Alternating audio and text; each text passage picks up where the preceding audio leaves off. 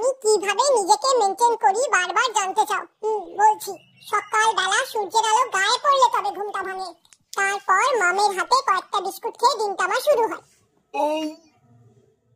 ডিমটা সিদ্ধ হতে হতে আমি চলে যাই একটু ছাদে।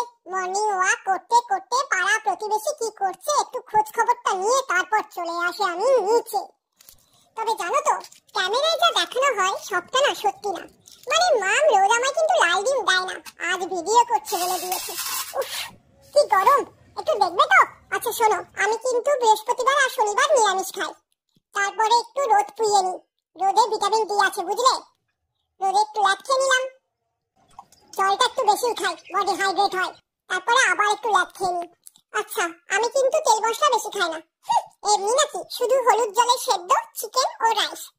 আচ্ছা, খাওয়ার পরে আমার কিন্তু একটু মেসেজ লাগে, তারপর একটা লম্বা ঘুম। আজ এতটাই থাক।